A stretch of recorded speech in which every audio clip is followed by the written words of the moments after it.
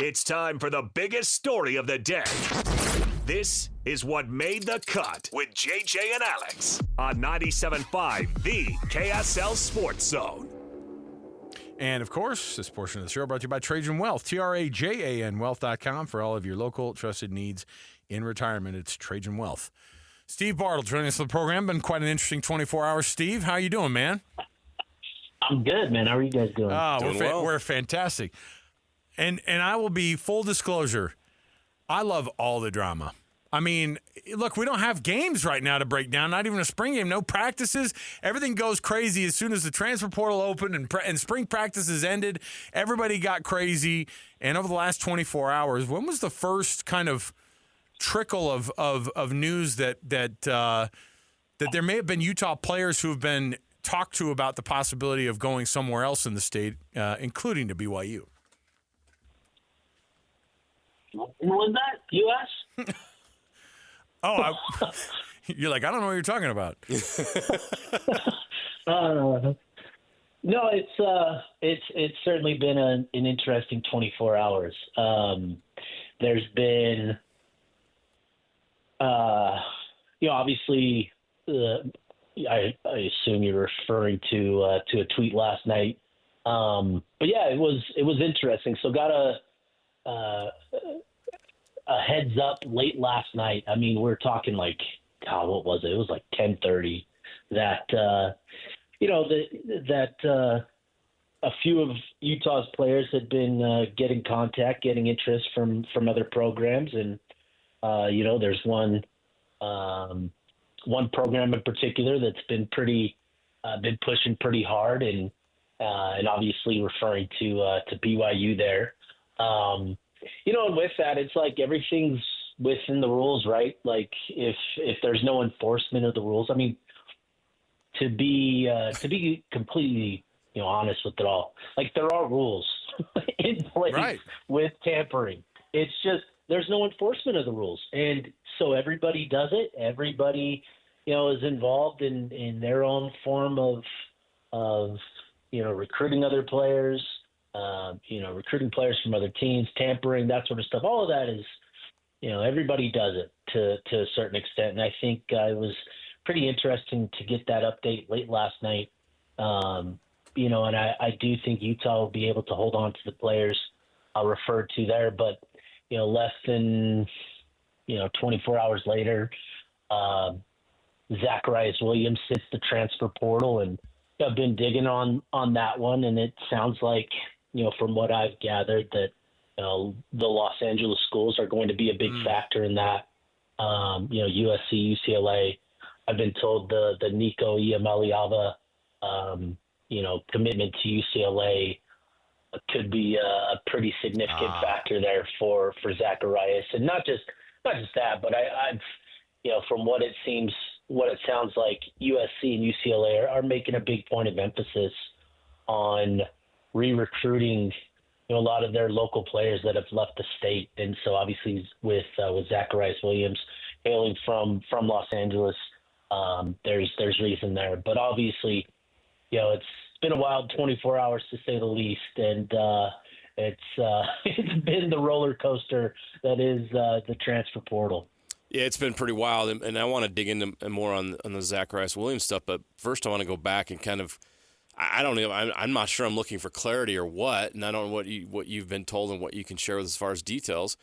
But when players at Utah are contacted, who's contacting them? It's not obvious. It's not Kalani Sitake's getting on the phone and go, bro, come down to Provo. We got some cash. Right. That's not how it's working. So how is that working? How is the back channeling working where these players are getting contacted by someone who is connected to or trying to influence them to go to BYU or whatever school? Yeah, so typically you're dealing with player agents and player, people close to the player, third parties, right? You're not dealing directly with coaches talking to players and players talking to coaches. You're not dealing that. That's not what we're talking about here. But typically what it'll be is, there will be player-to-player conversations. There will be sometimes, booster to agent conversations. You got a cousin, and that sort of thing. family members, all that stuff, man. Yeah, so it's all of that, and I think it's certainly been interesting to to dive into a lot more of this stuff. Obviously, it's been prevalent for such a long time, and Utah's had their hand in this sort of activity as well. It's not like they're not. Everybody does this, and that's not at all like what I was trying to convey, that Utah doesn't. But that's typically how it is. It's third party to third party, but you typically have an understanding of where that offer is coming from, and sometimes you have a pretty good idea of what that offer is going to be. So that's what we're talking about here. That's crazy that it goes that deep, that the number will even be, oh yeah, no, they're talking about specific numbers, and those things are going back and forth, and it's a wild time, obviously, and I think a lot of moves want to get made. I think while it's still very much the wild, wild west. I mean, I feel like it will be like that anyway for a while. But when the house settlement stuff hasn't been figured out yet, then you just got all sorts of craziness that can happen from the money standpoint. So we were watching the spring game and seeing what happened with that. After the game, you got Kyle Whittingham talking about Zacharias Williams in particular, going, yeah, he's a big time. He's been huge for us. He's on his way to being wide receiver 1. And then you get this news, and it is what it is. Kids will pick wherever they want to go now. But a blow like that to a position group that already needs a lot of help when it comes to going shopping, so to speak, for Kyle Whittingham, the guy who you thought was going to be leading that charge, and now he's gone. What does the transfer portal look like for Utah now? I mean, what number of guys are they looking to pick up, not just at wide receiver, but kind of everywhere? Yeah, so they've added a cornerback in J.C. Hart. They're in a good spot with another cornerback in Julian Mosan, who's kind of a cornerback, nickelback type of kid. They're going to welcome in a wide receiver from McNeese State that had a pretty productive year last year in Jermichael Carter. And, he's 6'4", 190 pounds, that sort of frame. Good ability to push the ball down the field with him. He's going to be a guy that they'll bring in on Thursday for an official visit. I would anticipate. So the plan was to bring in, a receiver with Zacharias Williams, and now with him, entering the portal, I think Utah's obviously going to take at least 2 in the spring portal, and so we'll see what else emerges on that front. There's still a lot of talent, on the market, relative to what it's been, and so, there's still guys that, have played a lot of football that, Utah could potentially get involved with at lower levels. There's also guys that are younger guys that were perceived as blue chip talents, that were 4-star, 5-star type kids that haven't produced just yet. Utah may elect to go that route and bring somebody in to bet on potential rather than, bringing in somebody with production. So it certainly increases the need for a wide receiver by quite a bit, and they'll need to bring in probably 2, and then beyond that, I still think Utah's in the market looking for a defensive tackle, perhaps a running back, just to kind of solidify the depth at those 2 spots. But yeah, with the departures that they've seen at cornerback with Sammy Hunter and Cormari Shamwell, they were pretty focused on getting that position taken care of first, and then from there, obviously wide receiver is going to be a big deal. Micah Hudson was a receiver that was reportedly going to visit over the weekend, and then that visit fell through. We'll see if Utah can get back in the game with them. He's trending towards Texas Tech. And then there's other guys as well, like I talked about, that kind of fit the guys that have produced at lower levels, guys that have high potential that Utah could potentially pursue pretty hard here pretty quick. Well, with Zach Williams leaving and the uncertainty about who they're going to get in the portal, how dire is this receiver situation for Utah? Yeah, it's certainly pretty. Yeah, I don't know. It's pretty dire. I think obviously I think there's a lot of optimism that they're going to be able to produce in the passing game with the guys that they have and with, the run game that they have. They feel like they're going to be able to create opportunities down the field with that play action pass. And you saw it, if you go back and you watch the spring game, they had multiple guys that probably tallied over 50 yards. Zacharias Williams probably finished the game with 80 to 90 yards. They're going to be able to produce at receiver. It's just they're going to need a couple extra bodies now to help fill that role. But certainly there's a lot of confidence in from what I've gathered with Jason Beck and his offense and how they're going to be able to get production out of the passing game. It's just now you need to bring in talent to get it done.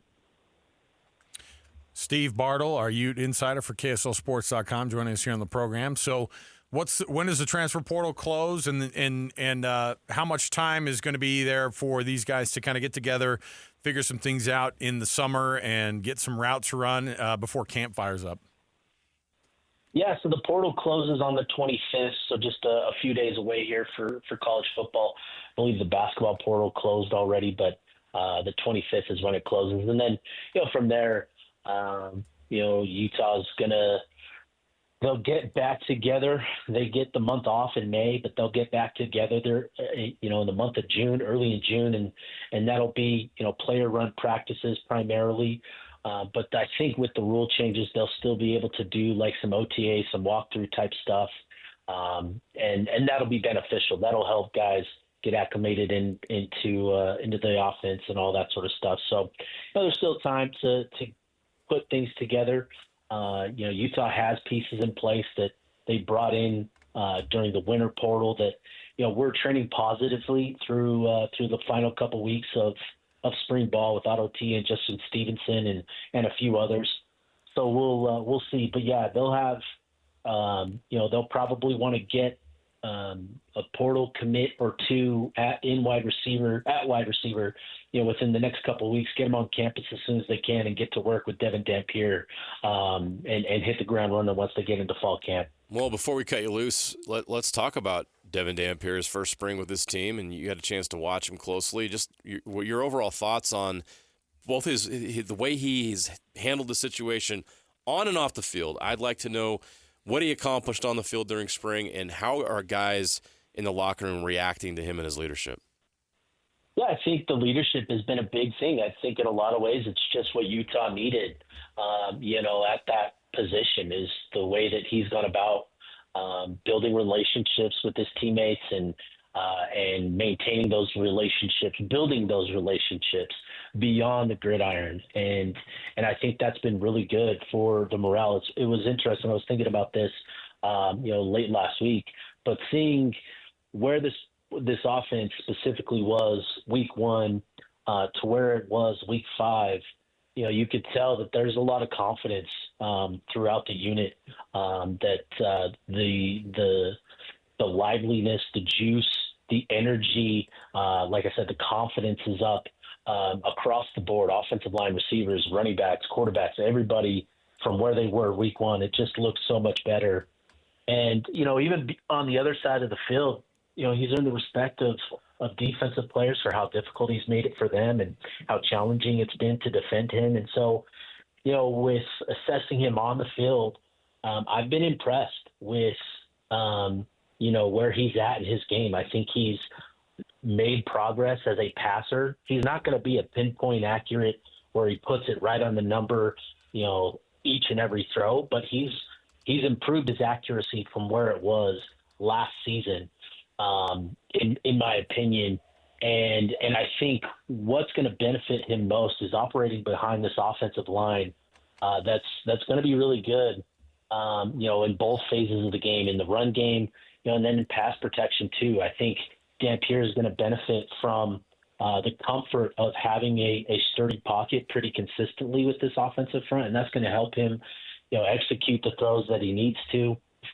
And so I've just been really impressed with what he's done. You can see just his command of the offense compared to Isaac Wilson and Bert Ficklin, who are new to it. You can just see how much further along he is.